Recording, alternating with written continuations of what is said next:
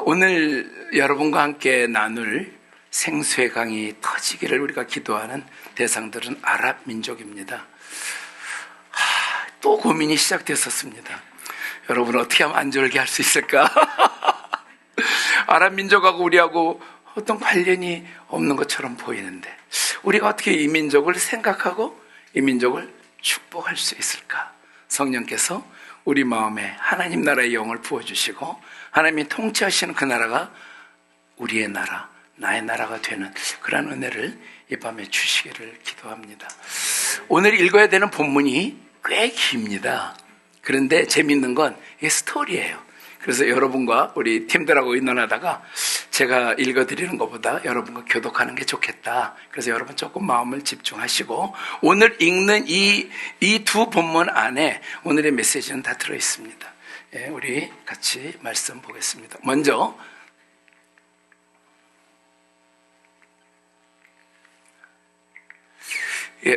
창세기 25장 12절부터 16절까지 제가 먼저 읽고 여러분이 읽으시는 식으로 교독하겠습니다.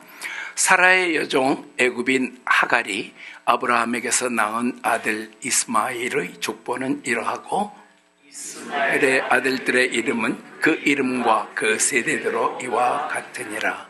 이스마엘의 장자는 느바요시요 그 다음은 게달과 아벨과 밉삼과 미스마와 두마와 마사와 하닷과 데마와 여둘과 나비스와 게드마니 이들은 이스마엘의 아들들이요 그 촌과 부락대로 된 이름이며 그 족속대로는 12 지도자들이었더라.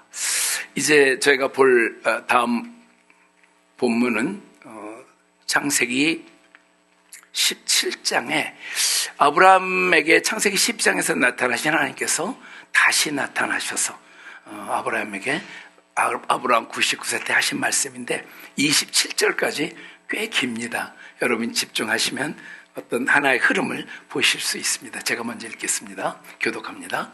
아브라함이 99세 때에 여호와께서 아브라함에게 나타나서 그에게 이르시되 나는 전능한 하나님이라 너는 내 앞에서 행하여 완전하라. 내가 내 언약을 나와 너 사이에 두어 너를 크게 번성하게 하리라 하시니 아브라함이 엎드렸더니 하나님이 또 그에게 말씀하여 이르시되 언약이 너와 함께 있으니 너는 여러 민족의 아버지가 될지라. 이제 후로는 내 이름을 아브라함이라 하지 아니하고 아브라함이라 하리니 이는 내가 너를 여러 민족의 아버지가 되게 함이라. 내가 너로 심히 번성하게 하리니 내가 네게서 민족들이 나게 하며 왕들이 네게로부터 나오리라. 내가 내 언약을 나와 너 및 내 대대 후손 사이에 세워서 영원한 언약을 삼고 너와 네 후손의 하나님이 되리라.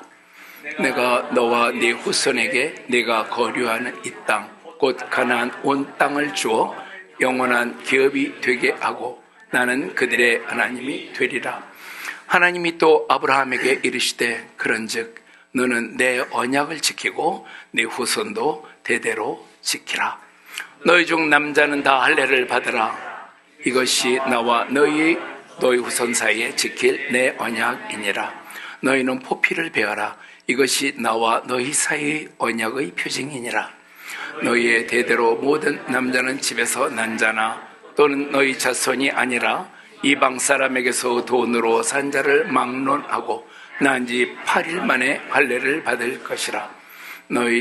너희 집에서 난 자든지 너희 돈으로 산 자든지 할례를 받아야 하리니 이에 내 언약이 너희 살에 있어 영원한 언약이 되려니와 할례를 받지 아니한 남자 곧 그 포피를 베지 아니한 자는 백성 중에서 끊어지리니 그가 내 언약을 배반하였음이니라.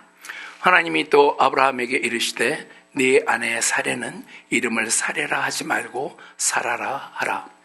내가 그에게 복을 주어 그가 네게 아들을 낳아주게 하며 내가 그에게 복을 주어 그를 여러 민족의 어머니가 되게 하리니 여러 민족 그에게서 나리라. 아브라함이 엎드려 웃으며 마음속으로 이르되 100세 된 사람이 어찌 자식을 낳을까? 사라는 90세니 어찌 출산하리요? 하고 아브라함이 이에 하나님께 아뢰되 이스마엘이나 하나님 앞에 살기를 원하나이다. 하나님이 이르시되 아니라 네 아내 사라가 네게 아들을 낳으리니 너는 그 이름을 이삭이라 하라. 내가 그와 내 언약을 세우리니 그의 후손에게 영원한 언약이 되리라. 이스마엘에 대하여는 내가 네 말을 들었나니 내가 그에게 복을 주어 그를 매우 크게 생육하고 번성하게 할지라. 그가 12두령을 낳으리니 내가 그를 큰 나라가 되게 하려니와 내 언약은 내가 내년 이 시기에 사라가 네게 낳을 이삭과 세우리라. 하나님이 아브라함과 말씀을 마치시고 그를 떠나 올라가셨더라. 이에 아브라함이 하나님이 자기에게 말씀하신 대로 이날에 그 아들 이스마엘과 집에서 태어난 모든 자와 돈으로 산 모든 자 곧 아브라함의 집사람 중 모든 남자를 데려다가 그 포피를 베었으니 아브라함이 그의 포피를 벤 때는 99세였고 그의 아들 이스마엘이 그의 포피를 벤 때는 13세였더라. 그날에 아브라함과 그 아들 이스마엘이 할례를 같이 읽겠습니다. 그 집의 모든 남자 곧 집에서 태어난 자와 돈으로 이방 사람에게 사온 자가 다 그와 함께 할례를 받았더라. 오랜만에 읽으셨죠? 그러나 스토리는 다 아시는 스토리고, 그렇지만 이 중에 90세가 되신 분 없으시죠? 우리 권사님들 아직? 하나님께서 오셔서 내년 이맘때에 네게 아들이 있을 것인데 그 이름을 이삭이라 할 거야. 그러시면은 여러분 어떠실까요?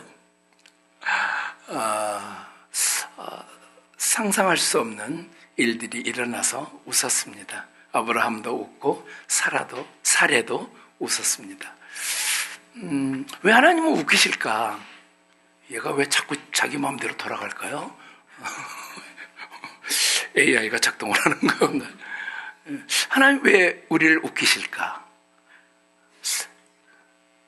이름도 이삭의 이름을 웃음이라고 지시고 하나님 너무 재미있으신 것 같으세요.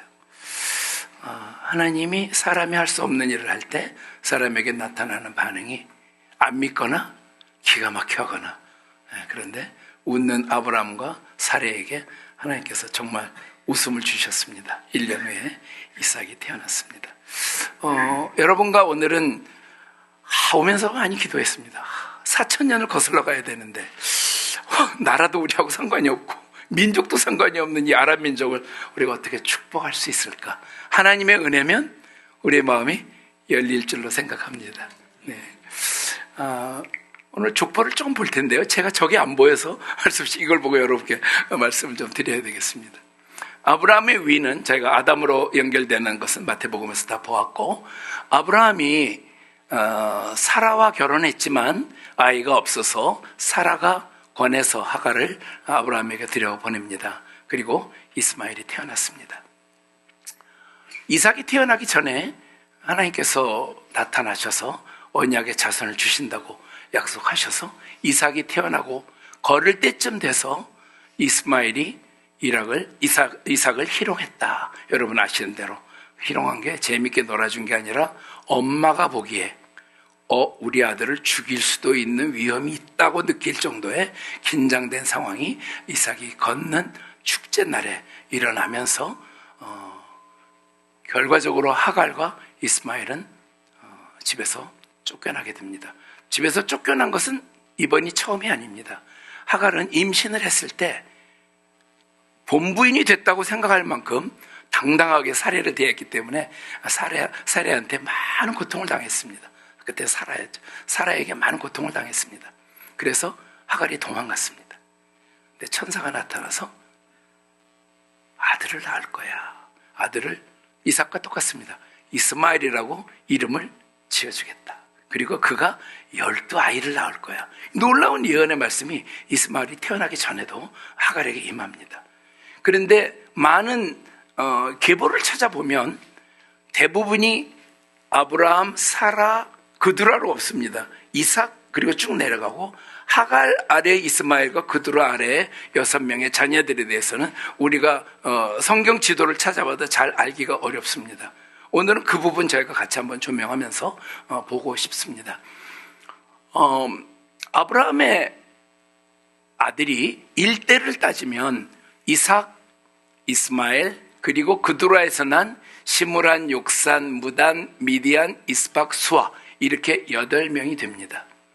8명인데 여호와 하나님께서 가장 중요하게 생각하시는 것이 언약의 자손입니다. 하나님의 언약을 실행할 대상으로 이삭을 선택하셨는데 그 이삭의 계보가 결국은 이스라엘을 통해서 레아를 통해서 유다에게 가서 다윗이 나오고 다윗에게서 예수의 계보가 우리에게 연결되는 생명의 계보가 만들어지기까지 하나님은 어마어마한 노력을 하시면서 이 계보와 생명을 지켜내시는데 오늘은 저희가 기도하려고 하는 아람 민족은 이스마엘의 자녀에게 이미 예언하신 12명의 두령을 주겠다 약속하신 그 말씀이 이루어졌는가? 첫 번째, 성경은 역대상에서 그렇고 그 12명이 누구인가가 정확하게 다 12명의 이름이 성경에 나옵니다. 이스라엘의 고대 역사를 근거를 찾기는 참 어렵습니다. 왜냐하면 토라와 또 그들의 역사물은 있지만 그 역사책으로 잘 정리된 게 많지 않은데 여러 가지 논란의 여지는 있지만 요세푸스가 쓴 고대 유대사라고 하는 두 권의 책, 실제 챕터로 보면 80개의 챕터가 되는 그 책을 통해서 우리가 그 당시의 고대 유대사, 고대 전쟁사를 조금 들여다볼 수 있는 기회는 있습니다.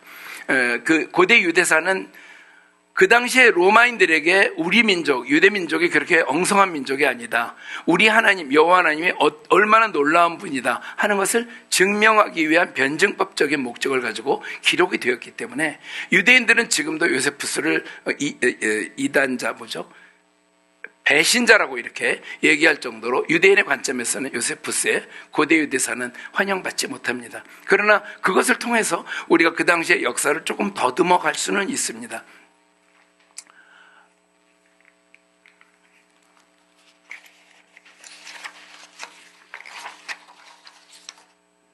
하나님께서 두 아들 이스마엘과 이삭을 통해서 하나님의 신실하심을 성취하시는데 누구 얘기를 들었기 때문에 아브라함에게 네게 아들을 또 줄 거야. 그러니까 웃으시면서 하나님 아버지 저는 나이가 꽤 많고 아내도 많고 경수가 끊어지고 가능하지 않은 얘기는 하지 마시고 이스마엘이나 복을 주세요.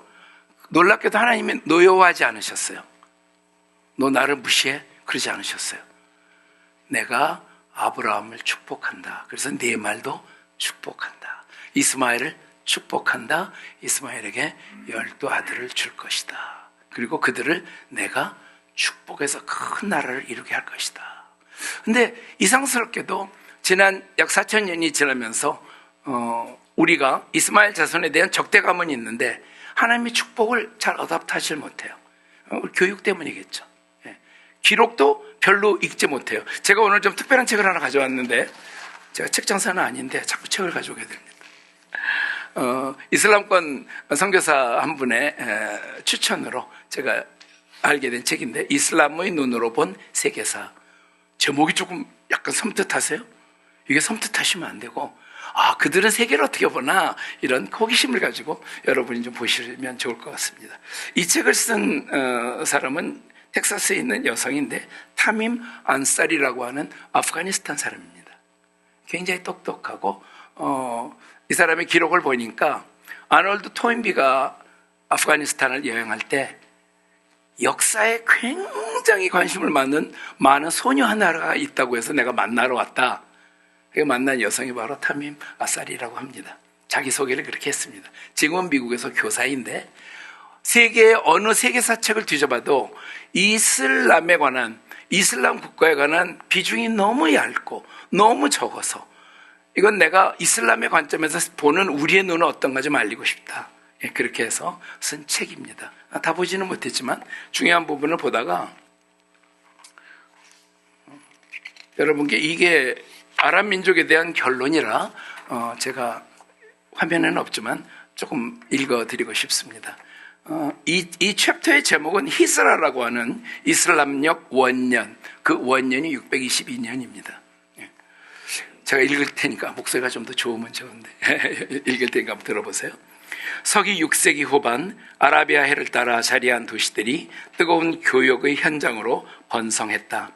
아랍인들은 홍해의 여러 항구에서 물품을 받은 다음 낙터 캐러반을 이용해 사막을 건너 시리아와 팔레스타인까지 향신료와 옷감 등 교역 물품을 운반했다.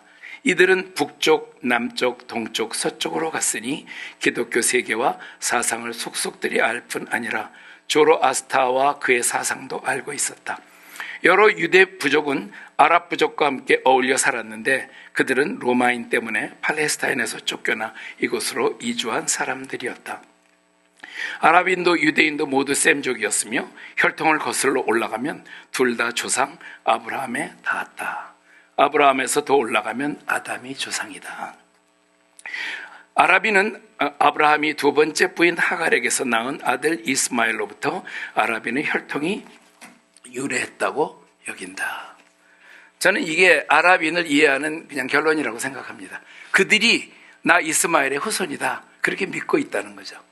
인류학적인 유전자적인 여러 과정을 통해서도 검증할 수 있겠지만 그들 스스로가 우리는 이스마엘의 후손이다, 이렇게 여기는 것이 아랍 민족이라고 이해하신다면 이 아랍 민족은 굉장히 종교적이다, 그렇게 이해하시면 좋을 것 같아요. 예.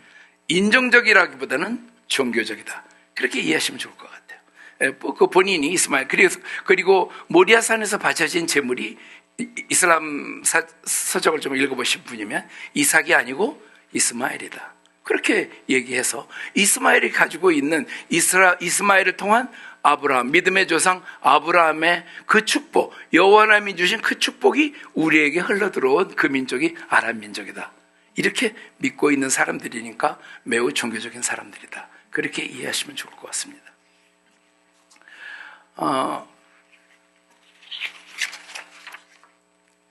오늘 몇 가지 지도를 좀 같이 볼 텐데 이 화면에서 보시면 왼쪽에 이삭은 사라를 통한 언약의 계승, 하나님의 언약, 이 언약의 조건이 뭐였나요?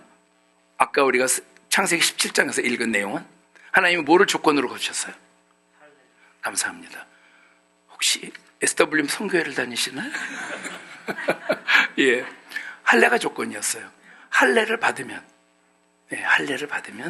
내가 아브라함에게 여러 열방의 아비가 되게 하겠다, 그렇게 얘기하셨거든요. 그래서 그 언약이 성취되고 영원한 언약의 직접적인 통로로 이삭을 사용하신다, 하나님의 축복이 임했습니다. 이스마엘은 아브라함이 얘기한 17장에 나온 얘기가 저기 있습니다. 내가 그의 말을 들었나니 내가 그에게 복을 줘 매우 크게 생육하고 번성하게 할지라.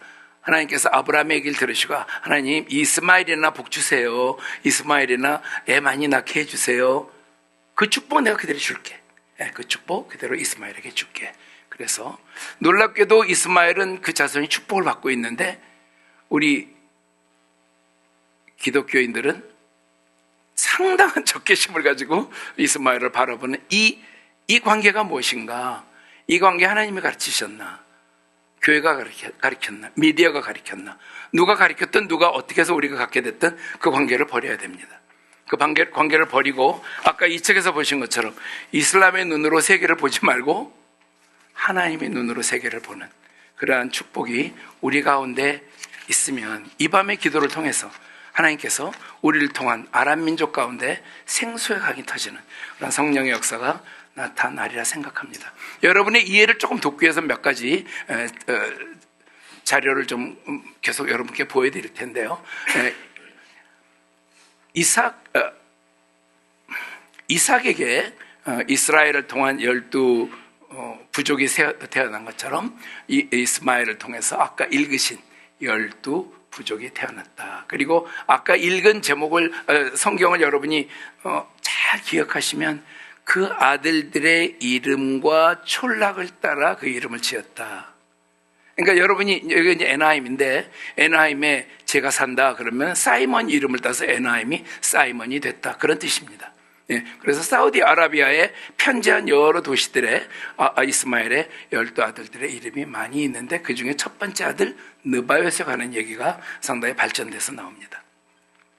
이 지도를 보시면 사우디아라비아 반도를 여러분이 먼저 금방 찾으실 수 있죠? 사우디아라비아 반도 못 찾으시는 분은 없으시죠? 셈, 시로, 아라비아 사막. 저희가 사우디아라비아 반도입니다. 저게 셈조. 그다음에 아프리카 쪽으로 넘어가면 함, 유럽 쪽으로 넘어가면 야벳, 셈, 함, 야벳이 저렇게 인종적으로 발전했다. 그렇게 이해하시는데 이스마엘의 자손들은 저 셈이 퍼져나갔던 아라비아 사막을 중심으로 나라가 형성이 돼 있었다. 그래서 이스마엘의 정착과 그 기원의 흔적들을 여기저기서 조금씩 찾아보니까 아라비아 반도 전역에 정착했다는 것은 아까 말씀드린 요세푸스의 고대 유대사를 통해서 나타나 있는데 지역적으로 말하면 유프라테스 강과 홍해 그 사이다. 사우디아라비아 반도. 그다음에 오른쪽으로 가면 두 민족이 한 뿌리이다. 유대인과 그리고 이방인 모두 아랍인 모두 공통의 조상이 아브라함이다. 아브라함의 축복이 흘러나갔다. 그다음에 장남 느바요스를 중심으로 사우디아라비아의 국가가 작은 국가들이 형성이 돼 있었다. 그 나라가 무엇인지 좀 이따 설명하겠습니다. 이스마엘은 하갈에게서 나온 아들로 아랍인들이 스스로를 규정하는 혈통적 기원이 바로 이스마엘이다. 이 정도의 이해력을 가지시면 아랍 민족이 어떻게 생각하고 있구나 하는 거 여러분이 좀 이해하실 수 있을 것 같아요. 이것은 한국의 중동 선교회가 이 왼쪽 위에 보면 메나 중동과 북아프리카 써 있는데 약자로 Middle East and North Africa입니다. 옛날에 한국의 외교부가 이 이름을 가지고 지역을 정했었어요. 그래서 우리는 중동 그러면은 이 지중해 끝에서 오른쪽으로만 중동일 거라고 생각하는데 우리 외교부가 일할 때는 거기하고 북아프리카를 붙여가지고 여기가 전체가 외교 권역이었습니다. 왜냐하면 이게 다 아랍 민족들이거든요. 아랍 민족들이 어떻게 퍼져 있는가 여러분이 조금 보실 수 있도록 정리해드리면 중동, 미들 이스트는 지역입니다. 좀 아까 우리가 아랍 민족 얘기했는데 미들 이스트는 지역이에요. 동지중에서 아랍의 페르시아만까지 거기가 중동이다. 미들 이스트. 유럽적인 관점에서 미들 이스트, far east, near east 이렇게 나누어지는 그 구분 중에 하나가 중동이다. 그렇게 이해하시면 될 것 같고요. 중동을 네 가지로 우리 외교부, 대한민국 외교부가 나누는데 하나는 걸프만 하면 석유가 많이 난다. 우리가 그렇게 쉽게 이해할 수 있습니다. 걸프 전쟁 우리가 이걸로 이해할 수 있죠. 그래서 거기에 있는 나라가 사우디아라비아, 그다음에 아랍에미레이트 등 6개의 조그만 국가들이 있고요. 그다음에 마그레브라고 하는 지역이 있는데 이거는 해가 중요해요. 유목민들한테 가면 해가 지는 쪽에 있는 나라가 이집트, 모로코, 리비아. 이거를 마그레브라고 지역을 부르고 세 번째 레반트는 해가 뜨는 동쪽. 그래서 요르단, 시리아, 레바논, 팔레스틴. 2014년에 ISIS 또는 ISIL 이렇게 이름을 할 때 많은 사람들이 이슬라믹 스테이트 약자 잊어버린 세 번째 게 마지막 L이 레반트예요. 예, 그 레반트. 그래서 이 지역을 말하는 겁니다. 요르단, 시리아, 레바논, 팔레스타인. 그리고 요르단에 가시면 페트라라고 여러분 가보신 분 있으시죠? 페트라. 벽에다 동굴을 세워가지고 거기에 아리바바가 나와서 보물을 숨겨놓고 찾아갔다. 그 페트라가 바로 아까 느바요시 세운 그 나라 이름이 하도 내용이 어려운 게 많아가지고 외우기가 참 어렵습니다.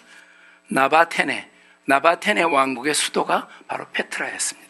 요르단을 중심으로 거기에 굉장한 세력을 형성하고 있었다. 그다음에 비옥한 초승달, 이걸 많이 들어보셨죠? 이라크, 시리아, 이스라엘을 연결하는 메소포타미아의 노른자위, 비옥한 초승달. 요 네 가지 권역으로 중동을 구분하고, 그다음에 아랍과 중동의 차이는 이제 그들이 말하기를 아랍인을 뭐라고 말하느냐 하는 얘기를 제가 좀 이따가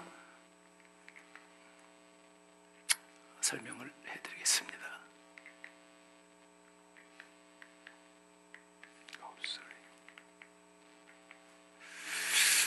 미리 보여드리면 안 되는데. 예, 아랍인. 아랍 연맹이 정의한 아랍인은 세 가지입니다. 아랍 국가에 산다. 그다음에 두 번째로 아랍어를 사용한다. 그다음에 세 번째로 아랍의 염원을 공유한다. 이것이 아랍인의 조건이다. 그렇게 얘기하고 있고요. 인류학적으로는 셈족과 햄족 같이 연결이 되어 있고, 민족적으로, 종교적으로, 언어적으로 다양하다. 아랍 연맹은 22개 나라로 되어 있습니다. 이들이 진짜 아랍인입니다. 예. 그래서 이들은 1945년은 대한민국이 해방된 해이기도 하지만 2차 세계대전이 끝나고 굉장히 많은 역사적인 사건들이 일어났는데 1945년에 아랍 연맹 22개국이 모여서 협의체를 구성하고 한 국가, 아무리 크든 작든 한 국가가 한 표를 행사하는 그러한 회의를 하는데 매년 3월 9일 정기적인 회의를 한다고 합니다. 그만큼 액티브하다는 거죠. 그래서 국가로 보면 제일 왼쪽 서쪽에 모리타니 위에 올라가서 모로코, 알제리, 튀니지, 리비아, 이집트, 수단, 오른쪽으로 가서 아래서부터 소말리아, 그다음에 아래 섬에 코모도, 지부티, 중동으로 다시 올라가면 팔레스타인, 레바논, 시리아, 이라크, 쿠웨이트, 요르단, 바레인, 카타르, 사우디아라비아, 예멘, 오만. 여기 저 안에 있지만 이름이 안 불리는 나라는 이스라엘이죠. 이스라엘은 히브리어를 사용하고 아랍인들이 아니기 때문에 나라에서 빠져 있습니다. 물론 터키도 들어가지 않습니다. 터키는 터키어를 사용합니다. 그런데 간이 크게 오스만 제국 때 터키인이 칼리프를 했어요. 이슬람의 그 수장의 역할을 아랍어가 아닌데 터키어를 사용하면서 수장을 했고, 그러면서 언어를 아랍어처럼 아랍어로 된 언어를 갖고 들어와서 이제 터키어를 구사한 그러한 히스토리가 있습니다. 아까 말씀드린 대로 요세푸스가 증언하는, 비난은 받지만 이제 그 증언을 우리가 중요하게 생각한다면 유프라테스 강에서 홍해에 이르는 거대한 지역이 바로 아랍 칸츄리들이다. 그다음에 나바테네라고 하는 이 국가가, 그 지역이 장남 느바요스의 이름에서 그것이 유래했고, 그다음에 이슬람의 아랍 민족들을 보면 7일에서 또는 10살이나 12살 될 때 할례를 받지만 이스마엘이 할례 받은 때가 13살이기 때문에 13살을 기다렸다가 할례를 받는 그런 문화가 그 안에 있다. 이제 그런 걸 보면 이것이 이들이 주장하는 것이 맞겠구나. 여기가 바로 나바티네라고 하는 지역입니다. 지금의 이집트 지역, 이집트 북쪽서부터 레반트 지역까지 펼쳐져 있고, 그 지역 가운데 요르단에 있는 페트라가 그 수도였다. 그렇게 여러분 이해하시면 될 것 같습니다. 아까 말씀드린 부분이고요. 이슬람 전통 속의 이스마엘은 누구인가? 이 얘기를 들으시면 이제 앞에서 말씀드린 것인데, 히브리 혈통으로 이스마엘이 메카에 정착해서 아버지 아브라함을 따라와서 메카에 와가지고 카바신전을 지었다. 이슬람은 그렇게 믿고 있다고요. 이슬람은 그 메카를 지은 사람이 바로 이스마엘이고, 아브라함이 같이 와서 이랬다. 예. 그래서 이제 카바 신전이 굉장히 중요한 이슬람의 최고의 성지이고, 그다음에 이슬람이 이삭이 아닌 이스마엘이 희생의 주인공이 되었다. 예. 그것이 그들의 종교 안에 가지고 있습니다. 다시 오늘 앞에서 우리가 읽었던 본문으로 돌아가면서 오늘의 우리가 생각할 내용을 조금 맞추고 싶은데요. 우리 이 말씀 한번 같이 다시 한번 읽겠습니다. 시작. 이스마엘에 대하여는 내가 네 말을 들었나니 내가 그에게 복을 주어 그를 매우 크게 생육하고 번성하게 할지라. 그가 12 두령을 낳으리니 내가 그를 큰 나라가 되게 하려니와. 하나님이 이루셨나요? 그게 중요하죠. 4000년 전에 말씀하신 그 약속을 하나님이 이루고 계신가요? 이루셨어요. 네, 이루셨습니다. 그런데 이 말씀을 하신 여호와 하나님께서 또 어떤 말씀을 하셨느냐면, 제가 한 권 말씀만 더 읽겠습니다. 창세기 16장 11절 12절 말씀 제가 읽을게요. 하갈에게 말씀하신 대로 그 이름을 이스마엘이라 하라. 이는 여호와께서 네 고통을 들으셨음이니라.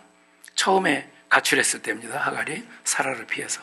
그가 사람 중에 들나귀 같이 되리니 그의 손이 모든 사람을 치겠고 모든 사람의 손이 그를 칠지며 그가 모든 형제와 대항해서 살리라 하니라. 태생적으로 이스마엘이 큰 나라를 구성하고 번성하지만 하나님께서 전지전능하신 하나님께서 보시기에 그가 모든 민족을 치고 받는 그러한 종족으로 살아갈 것이라는 예언을 우리에게 해주신 것을 우리가 마음에 좀 기억하면 좋겠습니다. 이사야서 60장 6절 7절 말씀 제가 다시 한번 읽어드립니다. 허다한 낙타 미디안은 아까 우리가 족보에서 본 그두라 아브라함 세 번째 부인 그두라의 아들입니다. 에바 미디안의 아들입니다. 그냥 그 설명은 여러분이 눈으로 보시고 제가 말씀만 읽겠습니다. 허다한 낙타 미디안과 에바의 어린 낙타가 네 가운데에 가득할 것이며 스바 사람들은 다 금과 유향을 가지고 와서 여호와의 찬송을 전파할 것이며 게달의 양무리는 다 네게로 모일 것이요